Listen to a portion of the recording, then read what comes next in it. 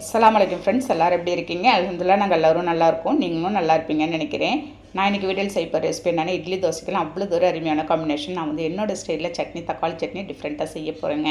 இந்த சட்னிக்கு உங்களுக்கு எத்தனை தோசை இட்லி இருந்தாலும் உங்களுக்கு பத்தாது. வாங்க எப்படி செய்யலான்னு பார்க்கலாம். வீடியோக்குள்ளே போகிறதுக்கு முன்னே அப்படியே நம்ம சேனல் மும்தாஸ் கிச்சனை சப்ஸ்கிரைப் பண்ணிவிட்டு அப்படியே பக்கத்துக்கு பெல் ஐக்கானை கிளிக் பண்ணிடுங்க. அப்போ தான் நான் போகிற வீடியோ உங்களுக்கு உடனே வந்து சேருங்க.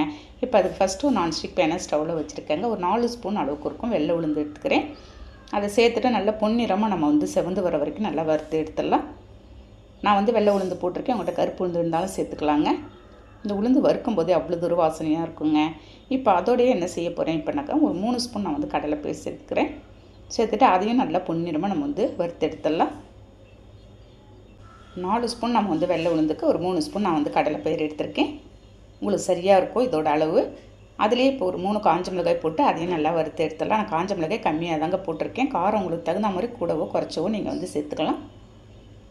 அதையும் நல்லா கருக விட்டுறாத வறுத்துட்டேன். இப்போ வந்து ஒரு 3 ஸ்பூன் அளவுக்கு இருக்கும் நான் வந்து ரீஃபைண்ட் ஆயில் சேர்த்துட்றேங்க. சேர்த்துட்டு ஒரு கப்பு ஃபுல்லாக நான் வந்து வெங்காயம் ஸ்லைஸாக அரிஞ்ச வெங்காயத்தை சேர்த்துட்டு ஒரு 6-7 பூண்டு பல் இருக்கும் அதோடு சேர்த்துட்டு சின்ன துண்டாக இஞ்சி நறுக்கி வச்சுருக்கேன். அதோடு சேர்த்துட்டு நான் வந்து வதக்கிட்டு இருக்கேங்க. இப்போ இந்த வெங்காயம் வந்து ஒரு 4 வெங்காயம் இருக்கும், ஒரு மீடியம் சைஸ் வெங்காயம். வெங்காயம் வந்து நமக்கு வந்து ஒரு 50% வதங்கி வர வரைக்கும் நான் வந்து வதக்கிறேங்க. அவ்வளோ ஒரு நல்ல சூப்பரான டேஸ்ட்டில் இருக்குங்க. ஒரு சாஃப்டான இட்லிக்கும் ஒரு புசு புசுன்னு தோசைக்கும் நல்லா அருமையாக இருக்கும். 2 தக்காளி, கொஞ்சம் பெரிய தக்காளியாக பார்த்து 2 தக்காளி நான் வந்து அரிஞ்சு போட்டிருக்கேன். அதோடையே நல்லா வெங்காயம் தக்காளியெல்லாம் நல்லா சுருங்கி வரட்டும் நமக்கு. இங்கே தக்காளி சட்னி நான் வந்து டிஃப்ரெண்ட் ஸ்டைலில் நான் வந்து ஏகப்பட்ட வெரைட்டிஸில் நம்ம சேனலில் நான் வந்து போட்டிருக்கேங்க. இது வந்து ஒரு டிஃப்ரெண்ட் டைப்பாக இருக்கும். நீங்கள் இதே மாதிரி ட்ரை பண்ணி பாருங்கள் நீங்கள். இப்போ அதையும் வெங்காயம் தக்காளி நல்லா வதக்கிட்டு ஒரு கைப்பிடி அளவுக்கு மல்லி இலையும் ஒரு கைப்பிடி அளவுக்கு புதினா இலையும் சேர்த்துருக்கேங்க. சேர்த்துட்டு கொஞ்சமாக நம்ம வந்து புளி சேர்த்துக்கலாம்.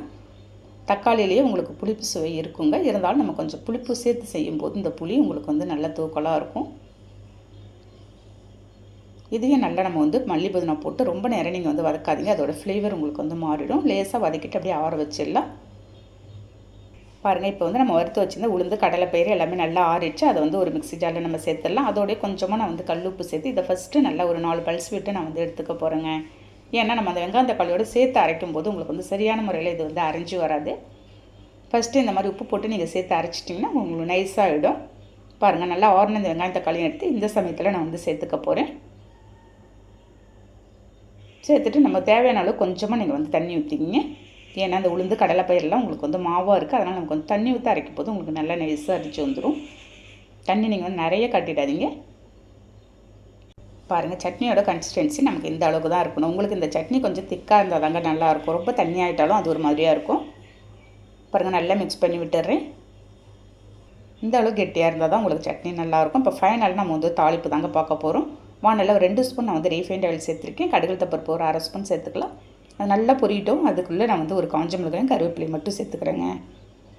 சேர்த்துட்டு அப்படியே தாளித்து ஊற்றிட வேண்டியது தான். அவ்வளோ ஒரு சூப்பரான டேஸ்ட்டில் இருக்குங்க. நீங்கள் கண்டிப்பாக நான் சொன்ன மெத்தடில் ட்ரை பண்ணி பாருங்கள். ஒரு சாஃப்டான இட்லிக்கும் ஒரு புசு புசு தோசைக்கும் சூப்பராக இருக்கும். நீங்கள் எத்தனை கொடுத்தாலும் சாப்பிட்லாம். நான் இன்றைக்கி வந்து தோசை தான் ஒரு சாஃப்டாக சுட்டுருக்கோங்க. இப்போ டேஸ்ட் எப்படி இருக்குன்னு நம்ம பார்க்கலாம். இந்த சட்னிக்கும் இந்த தோசைக்கும் ரொம்பவும் கிறிஸ்பியாகவும் நீங்கள் முறுமுறுன்னு நீங்கள் வந்து தோசை ரெடி பண்ணாது இந்த மாதிரி ரெடி பண்ணி நீங்கள் வந்து சாப்பிட்டு பாருங்கள். சான்ஸே இல்லை ஃப்ரெண்ட்ஸ், அவ்வளோ ஒரு அருமையான டேஸ்ட்டில் இருக்குது. கண்டிப்பாக நான் சொன்ன மெத்தடில் நீங்களும் ட்ரை பண்ணி பார்த்துட்டு கண்டிப்பாக கமெண்ட் பண்ணுங்கள். இந்த வீடியோ பிடிச்சிருந்தா அப்படியே லைக் பண்ணிவிட்டு ஷேர் பண்ணுங்கள். மறக்காமல் சப்ஸ்கிரைப் பண்ணிடுங்க. நெக்ஸ்ட் வீடியோவில் பார்க்கலாம். Okay, thank you, by.